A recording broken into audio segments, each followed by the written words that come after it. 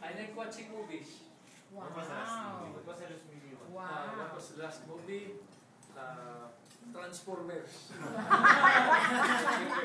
But I watch yung DVD lang at home. No? Occasionally, I go out with the whole family, entire family, to watch a movie.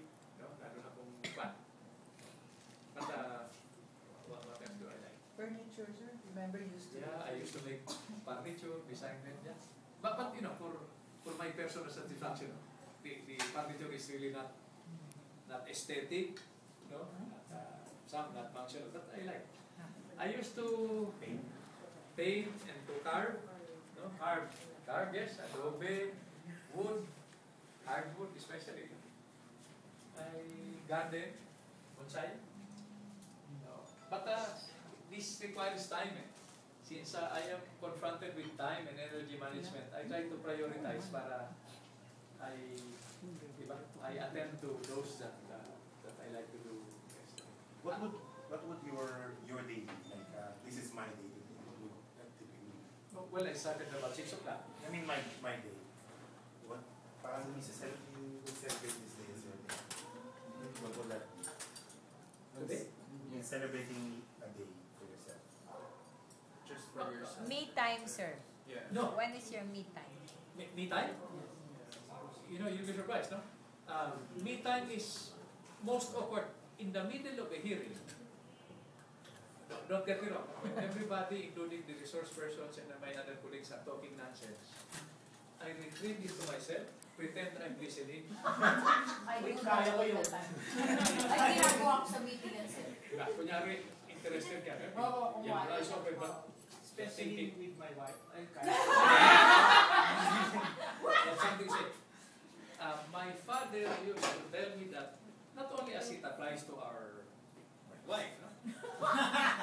Wife, not plural, no? Stop trying to understand. No offense, women, ladies. Stop trying to understand women. They do not follow the same rational, logical thought. In fact, they are human rights violators. The problem is you can't Just- do it and you can't live with them. Just love them unconditionally. Unconditionally. So I follow that advice. I apply the same rule when I'm confronted by my wife for an offense I do not know about. I look at her as if I'm listening, and then I smile sheepishly, no?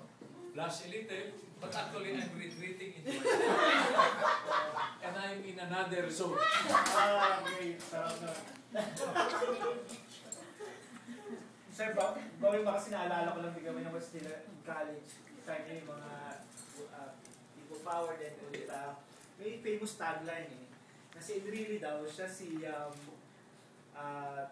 Fidel Castro. Ikaw doon si Che Guevara. He react to that. Okay, and really, I must admit to you, whether in terms of perception or reality, is like a father to me. Okay. He's a very difficult, I must admit to you, he knows this, he's a very difficult person to love.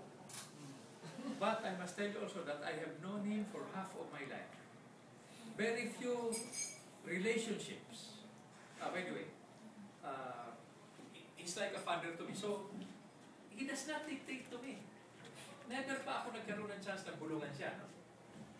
Very few relationships have lasted this long. He's my surrogate father.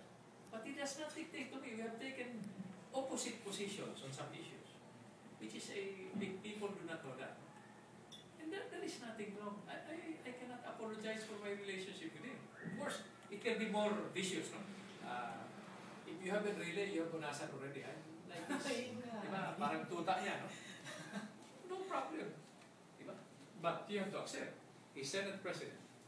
A stabilizing factor in our government. No?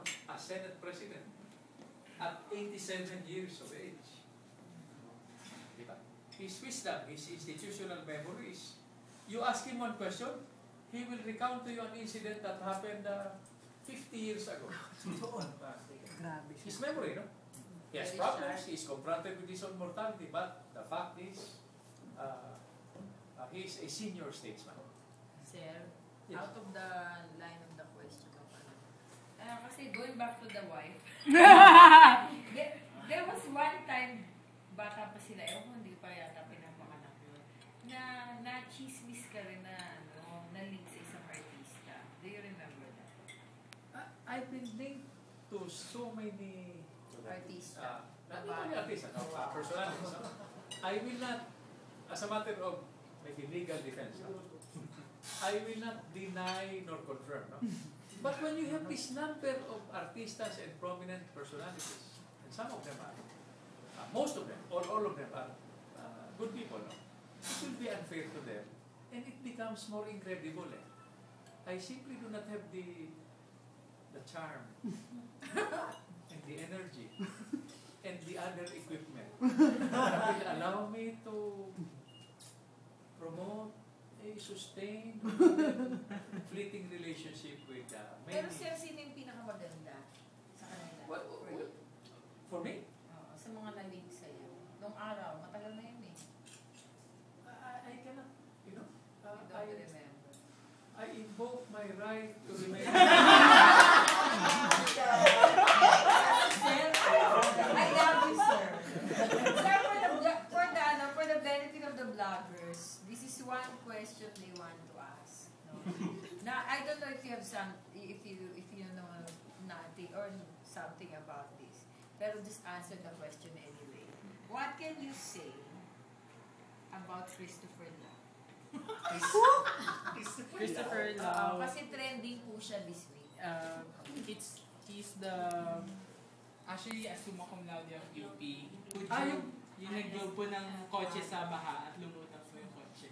Well, ito, let me answer it very, very. Professor Christopher Lau. I saw him on TV. Yes, I was watching TV with my wife. No?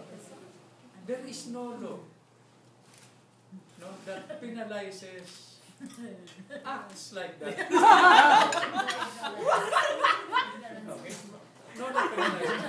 It was a judgment call. But what I would not encourage, especially for a professor, is losing control like that. No, I cannot understand. I'm not blaming him. No? Maybe in the middle of a flood, he might have been hurrying, catching up with the class. No? But to blame those who might have helped him push his car the flooded area, and the news might have been unwarranted. No? And it's not good for professor. Because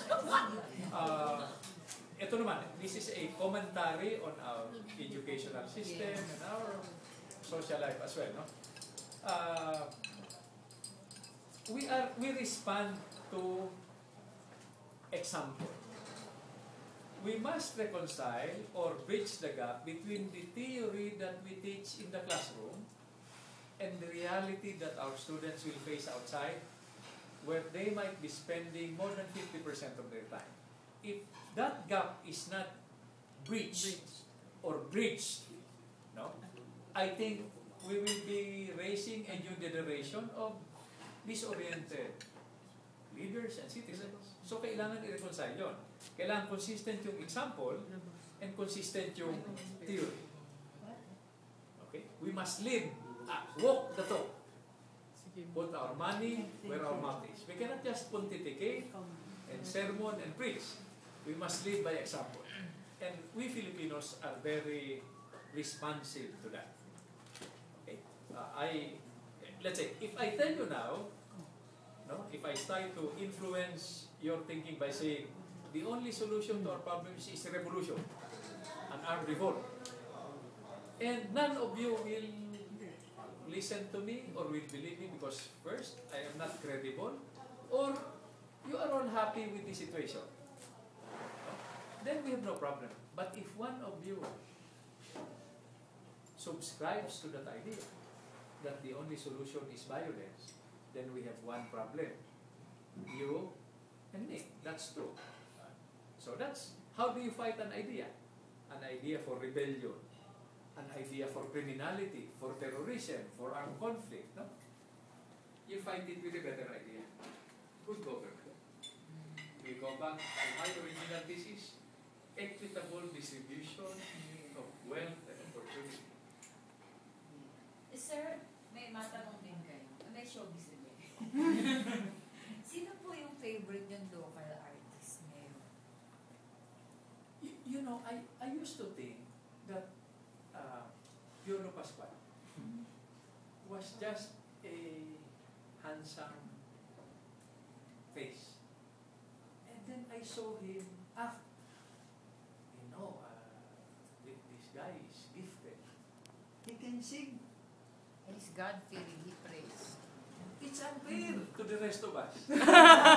For God to have given him good looks, his talent, his gift, and then you add a singing voice. Mukhang ganda ng puso. Diba? But you know, maybe he was placed there during these times to provide us with a beacon of light, an example that we can be, our capabilities can actually exceed our potentials. Okay lang, sir, gay naman siya. No, whatever we think of him in terms of gender, no? I think that there is nothing wrong. We are more liberal now. Although, you know, the purists will say that it goes against the Bible. No? But to me, I have a very open, I keep an open mind. As long as you are a productive member of society, Yes. you enjoy your freedoms, yet you recognize your responsibilities and your duties, then okay ka sa akin. I will not touch your personal life. So, sir, if there's like an actor who would immortalize you in a film, would he be a good candidate? No, that would be self-indulging. Right. I'm not cut out to be depicted in movies. I would rather write a book. Okay. No? Write a book and then offer this in the altar of our history so that generations can read that once upon a time there was this guy or a group of guys, no? A group of young idealistic soldiers who were willing to risk their lives and give it up if necessary for a higher goal, goals that are bigger than all of us combined. That's nationhood. That's patriotism. That's being Filipino. Diba? Nobody beats us in that game. Sir, what do you think about Senator Trillanes when he did his version of like a short Kuwatan? Maybe it wasn't Kuwatan. I don't know. A remake of it's a movie. When you did it, it was more successful than he did. Okay, what did I think? What was I thinking? No? I About tell him. this to Senator Trillanes face to face. No? And I told him that they should have learned lessons from us. Why? In 1986, we were willing to die, but not willing to kill, to do what was necessary. No? But we were willing to attack Malacanang. No? And then people power happened. So, puwera yun. In 1987 and 89, we were willing to die, but not willing to kill, because we were faced with brothers in arms. No? So, willing to die, not willing to kill, I went underground for 7 years, in and out of jail. No? My observation, tell Senator Trillanes is, kayo double whammy. You're not willing to die, otherwise you should have pulled out the code, you know? Then you should not have allowed the 200 or 120 tourists to go out. They attack you, they'll hit the tourist first. Practical, no? You're not willing to die, not willing to do what was necessary. Kulong kayo ng 7 years. It's as simple as that. You should have learned lessons. But then again, moving forward, these are important lessons learned so that we can now participate in the painful task, the difficult task of nation building. Because the minimum requirement for nation building is sacrifice.